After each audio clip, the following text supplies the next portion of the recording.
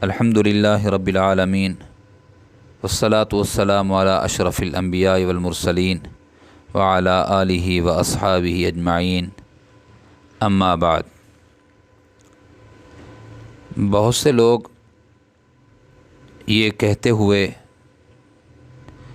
پائے گئے کہ اللہ ہماری دعائیں قبول نہیں کرتے،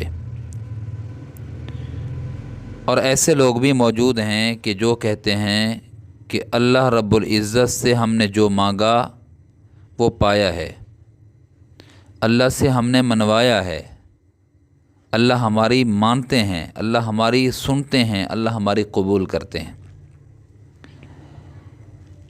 ان دونوں سے میں ایک گزارش کرنا چاہتا ہوں، جو کہتے ہیں کہ اللہ رب العزت ہماری قبول نہیں کرتے، ان سے یہ کہنا چاہتا ہوں کہ آپ اپنے اندر، اپنی زندگی کے اندر، اپنے اعمال کے اندر تبدیلی لائیے۔ یہ کیسے ہو سکتا ہے کہ اللہ کے بندے ہیں، اللہ کے نام لیوا ہیں، اور اللہ سے مانگیں اور اللہ اس کو قبول نہ کریں؟ یہ کیسے ہو سکتا ہے؟ میرے عزیزو، اللہ تو وہ ہے کہ جس نے شیطان کی قبول کی۔ شیطان نے کہا ایک بات، اللہ نے جب کہا نا سجدہ کر، تو شیطان نے ابا واستکبر وکان من الکافرین، تکبر کیا، انکار کیا، تکبر کیا، کافروں سے ہو گیا۔ پھر اللہ رب العزت نے کیا فرمایا؟ فخرج فإنک رجیم، نکل جا، تو مردود ہے۔ اس کے بعد اس نے یہ کہا کہ اللہ تو مجھے مہلت دے، تو مجھے ڈھیل دے، تو مجھے زندگی دے، تو مجھے جلدی فنا نہ کرنا۔ تو اللہ رب العزت نے وقت معلوم تک اس کو مہلت دے دی، ڈھیل دے دی۔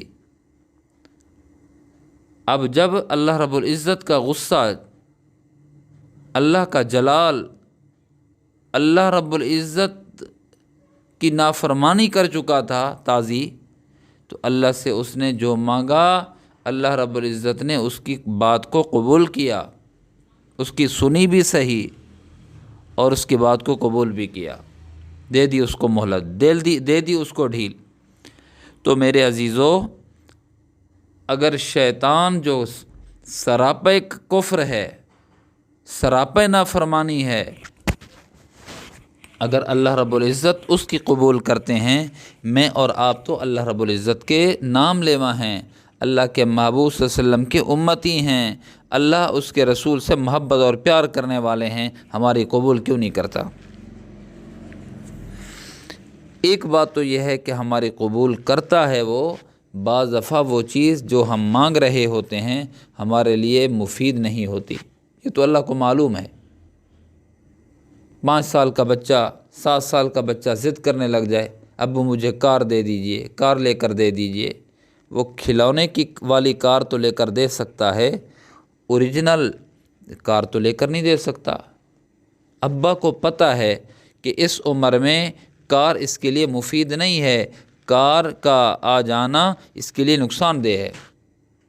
اگر ابا کو معلوم ہے کہ بچہ اگر کار کا، اوریجنل کار کا مطالبہ کر رہا ہے تو اس کے لیے نقصان دہ ہے، تو ربا کو معلوم کیوں نہیں ہے؟ ربا کو تو بطریق اولا معلوم ہے کہ یہ چیز جو مانگ رہا ہے یہ اس کے لیے مفید ہے یا نہیں ہے۔ تاخیر ہو جاتی ہے، یا بعض دفعہ وہ ذریعہ آخرت بھی بن جاتا ہے جو اللہ سے مانگا جائے۔ تو میرے عزیزو، یہ نہیں ہے کہ اللہ سے مانگیں اور اللہ اس کو قبول نہ کرے۔ ہاں، یہ ہے تاخیر ہو جاتی ہے، کبھی وہ چیز اس وقت مفید نہیں ہوتی، یا کبھی بھی مفید نہیں ہوتی، اللہ اس کا اچھا بدلہ عطا کر دیتے ہیں، اللہ حوادثات سے بچا لیتے ہیں اس دعا کی برکت سے، یا یہ ہے کہ آخرت میں اس کے لیے بہترین ذخیرہ ہوگا، تو قبول کرتے ہیں۔ لیکن اگر آپ کا، میرا یا کسی کا بھی یہ گمان ہو کہ اللہ قبول نہیں کرتے، تو پھر میں اور آپ اپنی زندگی کا جائزہ لیں کہ کہیں اللہ کی نافرمانی تو نہیں ہو رہی ہے ہم سے۔ ہاں، اللہ سے تعلق تو نہیں ٹوٹا ہوا، اللہ سے رابطے میں کمی تو نہیں ہے۔ اگر اللہ سے تعلق ٹوٹ چکا ہے اللہ کی نافرمانی کرنے کی وجہ سے، گناہ کرنے کی وجہ سے، تو میرے دوستو گناہوں کو چھوڑ دو۔ گناہ کیا ہے؟ گناہ یہ ہے کہ بندے کا اللہ سے تعلق ٹوٹ جاتا ہے، پیار والا تعلق ختم ہو جاتا ہے۔ گناہ وہ چیز ہے، اللہ ہم سب کو معاف کرے۔ گناہ بری چیز ہے، گناہ چھوڑ دے بندہ۔ سوچتا ہوں کبھی کبھی اپنے متعلق کہ اتنی عظیم ہستی، اتنی مہربان ہستی، اتنی کریم ہستی، بندہ ہو کر اس کی نافرمانی کر رہا ہے۔ اتنی عظیم ہستی کا چھوٹا سا بندہ نافرمانی کر رہا ہے، اتنی مہربان کا بندہ نافرمان ہو رہا ہے۔ مر کیوں نہیں جاتا بندہ اس وقت جب اللہ کی نافرمانی کر رہا ہوتا ہے؟ تو میرے عزیزو بچ جائیں، گناہ نہ کریں، اپنی زندگی کا جائزہ لیں، اپنے اعمال کا جائزہ لیں، اپنی اٹھک بیٹھک کا جائزہ لیں، اپنی نشست و برخاست کا، اپنی لیل و نہار کا جائزہ لیں کہ آخر میری دعا رد کیوں ہو رہی ہے، میری دعا قبول کیوں نہیں ہو رہی، شرف قبولیت سے مجھے کیوں نہیں نوازا جاتا میری دعا کو۔ تو زندگی کا جائزہ لیں، جو اعمال سیئہ ہیں، اعمال بد ہیں، ان کو چھوڑ دے بندہ، پھر دیکھے یاری لگ جائے گی، تعلق استوار ہو جائے گا، پھر جو بندہ مانگے گا قبول ہوگی۔ یہ تو ان سے بات ہے کہ جنہوں نے کہا کہ ہماری دعائیں قبول نہیں ہوتی، اور جنہوں نے کہا ہماری دعا قبول ہوتی ہے، ہم اللہ سے منواتے ہیں۔